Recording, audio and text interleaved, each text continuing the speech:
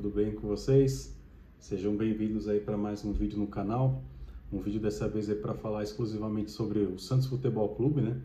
O Santos que recebeu o Internacional aí pela 7ª rodada do Campeonato Brasileiro nessa quarta-feira, na Vila Belmiro, e acabou perdendo a partida aí por 2-1. O Internacional, que até então não tinha tido nenhuma vitória dentro do campeonato.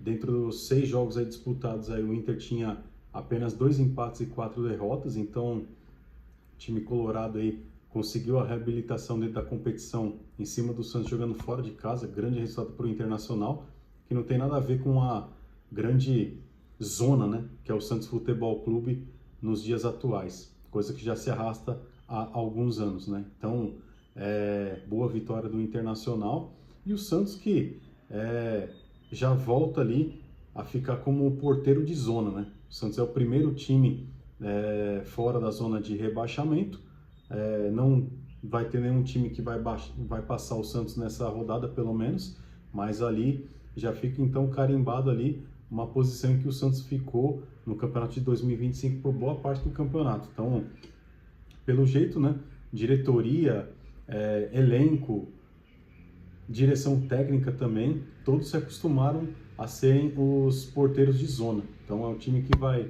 estar brigando sim para sair dessa posição incômoda aí dentro do campeonato, e acho difícil, né? Enfim, falar um pouco mais sobre o jogo e o que sucedeu aí logo após a partida. Então, Santos que teve essa derrota aí, lembrando que fizeram 2 jogos como mandantes aí na Vila Belmiro, recebeu o Corinthians e o Internacional, e desses 6 pontos em disputa aí, jogando dentro dos seus domínios, o Santos conseguiu apenas 1 ponto. Ponto esse, lembrando aí para os nossos ouvintes, aí, nossos inscritos no canal, que graças a um erro ali do Gabriel Paulista, ali, zagueiro do Corinthians, que deu uma pichotada no meio do campo, e o Gabigol então aproveitou a oportunidade e empatou a partida, né? Então, desses 6 pontos, o Santos faz apenas 1, e agora vai jogar fora de casa, vai enfrentar o Cruzeiro no final de semana, e com grandes chances novamente de reabilitar mais um grande time aí do futebol nacional dentro da competição. Então, Santos fica nessa situação incômoda aí dentro do campeonato, e logo após a partida, protesto de todos os torcedores ali presentes no estádio, né? Claro, criticando essa incompetente diretoria do Santos, incompetente também diretor de futebol Alexandre Matos, que juntos montaram esse elenco pífio, esse elenco ridículo, e também críticas ao ex-técnico agora do Santos Futebol Clube, o Juan Pablo Vojvoda. Então, Vojvoda ali, assim que terminou a partida, já foi informado do seu desligamento pelo clube. Não foi feito isso por parte do presidente Marcelo Teixeira, não foi feito por vice de ninguém da chapa. Simplesmente incumbiram um gerente de marketing ali do clube para fazer o desligamento do técnico. Então, assim, pela passagem do Vojvoda no Santos, deixou muito a desejar. Mas eu acho que por ser um cara profissional, um cara que, por mais que teve sim seus erros, tem sim a sua cota ali, a sua parcela de culpa em tudo que tem acontecido desde que ele assumiu o clube, dentro de campo, obviamente. Ele deixou a desejar, né? Tanto é que a torcida também o criticou, mas assim, cara, ser demitido dessa maneira aí é bem complicado, né? Mostra a zona que o Santos Futebol Clube se tornou.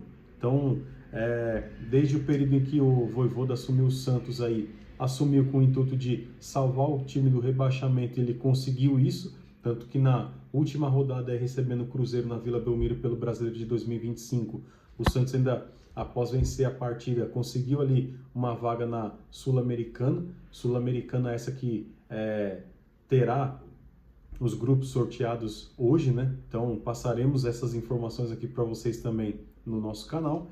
E enfim, desde que ela assumiu o clube até ontem, que foi a sua demissão, o Vojvoda então esteve à frente do Santos por 34 jogos, com 10 vitórias, 14 empates e também 10 derrotas. Ou seja, um aproveitamento de 42% a 43%.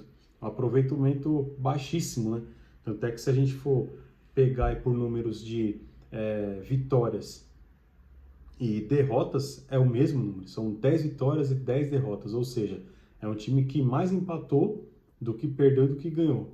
Ou seja, isso daí reflete diretamente no aproveitamento que foi pífio, né? Então, esperava muito mais do Vojvoda, achava que ele ia dar um padrão, ia fazer o Santos voltar a desempenhar melhor. É claro que o material humano não é dos melhores, mas eu acho que também não é para estar na situação de estar. Então, assim, eu acho que deixou a desejar por não extrair o melhor dos jogadores que eles têm em mãos e acabou caindo, né? O Santos que agiu rápido entre aspas, né? Porque foi anunciado na manhã dessa quinta-feira aí a contratação do técnico Cuca, né? Que vai para a sua quarta passagem aí dentro do Santos. Então, toda sorte aí ao Cuca e toda sorte a todo treinador aí que estava disponível que pudesse ser contratado. A torcida, claro, vai torcer a favor, né? Então espero que o Cuca consiga recuperar aí o futebol de alguns jogadores, consiga encaixar um time aí, um sistema, um padrão de jogo, coisa que não foi feita pelo Vojvoda, apesar dos inúmeros e infinitos testes aí que ele realizou dentro da equipe, mas tiveram coisas aí que ajudaram muito aí também a decretar sua demissão, né? Uma delas, a escalação do Zé Ivaldo. Zé Ivaldo que pecou, errou demais nessa partida contra o Internacional, fez um gol contra ali que dá a entender que foi até proposital esse gol contra. Então, assim, bem complicada a situação do Santos. Lembrando que era um jogador, o Zé Ivaldo, que estava por empréstimo no clube e que se atingisse uma certa marca ali, que foi feito em contrato isso daí, ele teria a obrigatoriedade da compra do seu passe pelo clube, que foi o que aconteceu. Então, o Vojvoda reintegrou o jogador ao elenco, fez as partidas que estavam ali previstas em contrato para ter a sua compra obrigatória, e foi o que aconteceu. E aí a gente vê que dentro de campo o resultado totalmente desastroso, né? Mas aí a minha crítica o dedo que eu vou apontar é para a diretoria do Santos. Essa diretoria ridícula, né? Marcelo Teixeira que voltou aí logo depois do rebaixamento do clube, né, em 2023. Aí, no mesmo mês, tivemos a eleição ali dentro do Santos, onde o Marcelo Teixeira teve uma vitória cachapante ali para cima dos outros candidatos, né? Então, achou que ainda estava no começo dos anos 2000, mas ao longo desses 3 anos aí que ele está à frente do clube, ele vem mostrando que a incompetência dele com o passar dos anos só aumentou, né? Então, é um presidente, sim, que teve os seus títulos aí, está marcado na história como um presidente vencedor dentro do clube, mas que atualmente vem fazendo uma situação, uma gestão desastrosa, né? Desastrosa, horrível e patética, para dizer o mínimo, né? A gente tem até que se controlar aqui um pouco na questão do linguajar, porque a plataforma de repente pode até derrubar o vídeo do ar, né? Então, isso é para dizer o mínimo, porque é claro que o pensamento é de extravasar, né? Mas a gente não pode, infelizmente. Mas enfim, então, senhor Marcelo Teixeira, em conjunto aí com o Alexandre Matos, montar esse elenco desequilibrado.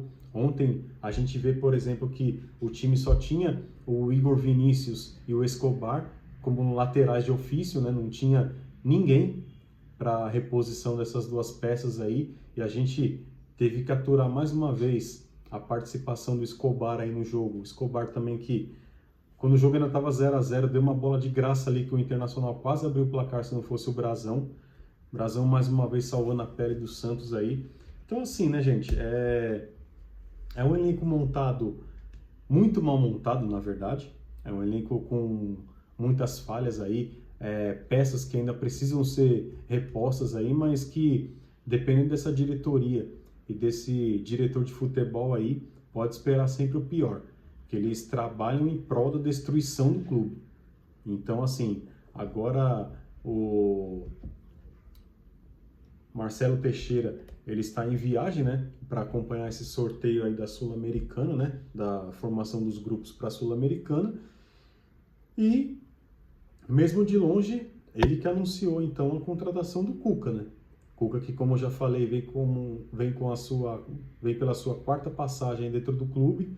Cuca que nessa última passagem, que foi 2019, começo de 2020, levou o Santos, mesmo com um elenco limitado, com jogadores pouco conhecidos ali, levou o Santos para a final da Libertadores, que foi derrotado pelo Palmeiras, né, no primeiro grande título aí do Abel Ferreira à frente do Palmeiras. E, cara, então fica essa esperança, né, de que o Cuca, com um elenco limitado, com um elenco com muitos problemas, aí ele consiga mesmo assim extrair o melhor de cada atleta, né? E também mexer com o psicológico desse clube, porque o que eu vejo hoje é um clube, é um time que já entra em campo derrotado. Você vê ali no semblante dos jogadores do Santos que, enquanto os caras estão cantando um hino, os caras já estão com cara de derrota. Então, assim, o Internacional, que era o lanterna da competição, fez os 3 pontos fora de casa e fez por merecer esses 3 pontos, né? Jogou melhor sim que o Santos não produziu nada para ganhar ou pelo menos empatar essa partida.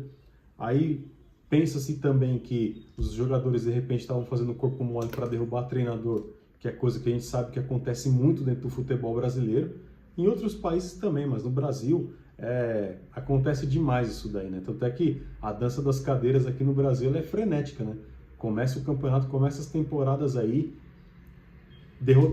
resultados seguidos, sem vitória, o treinador já fica com a corda no pescoço. Então, é bem complicada a situação do clube. Então, boa sorte aí ao técnico Cuca aí, dentro de todas aquelas polêmicas que a gente já sabe, todo clube que o Cuca se apresenta, levanta novamente aquela história do que aconteceu lá em 83, lá na Suécia. Então, assim, é uma situação delicada. Não vou nem entrar no mérito disso daqui, porque eu acho que cabe à justiça definir e investigar o que foi feito. Então, vou falar aqui da parte técnica, né? E pelo Cuca ter tido aí bons momentos dentro do clube, espero que ele consiga, como eu já falei, extrair o melhor dos jogadores aí e também mexer com o psicológico dessa equipe, que está muito abalado. É uma equipe, como eu falei também, que tem um semblante de derrota, tem a derrota estampada ali no semblante dos jogadores. Então espero que ele consiga mexer com isso daí, né? E fazer a mentalidade desses jogadores aí mudar. Cuca, então, ele vai chegar com seu auxiliar técnico aí, o Cuquinha, e também com o seu preparador físico. E aí o contrato assinado foi até o final da temporada de 2026, ou seja, Marcelo Teixeira trazendo o Cuca ali para ficar até o final da sua gestão, isso se for até o final do contrato, né? Porque uma outra crítica aqui que eu tenho para fazer é que o Cuca ele tem um histórico aí recente de abandonar os trabalhos no meio do caminho, né? Então eu espero que ele saiba onde ele está chegando. Ele já conhece o clube, né? Mas eu espero que ele saiba a situação turbulenta em que o clube está, a situação turbulenta dentro de campo em que o time apresenta, e que ele consiga reverter tudo isso daí e trazer bons resultados, e que ele sim cumpra o seu contrato até o fim, né? Que vai se dar também até o fim do mandato do Marcelo Teixeira, e torcendo sempre aí por dias gloriosos aí novamente na vida do alvinegro praiano. Então, é um vídeo para falar apenas do Santos dessa vez aí. O Vitor não pôde participar, mas estaremos de volta aí em breve aí com mais vídeos aí para vocês aí também. E quem ficou até aqui, já peço aquele like de vocês aí, a inscrição também, que você compartilhe aí para quem gosta desse tipo de conteúdo, para que o vídeo seja alcançado aí por mais pessoas se inscrevam aí e ajude a gente a crescer dentro da plataforma. Então, meu muito obrigado para quem acompanhou até aqui. Deixe o seu like aí, faça a sua inscrição se você ainda não fez, ativa o sininho também e dá essa moral pra gente, pessoal. Então, vou ficando por aqui e até o próximo vídeo. Um abraço a todos.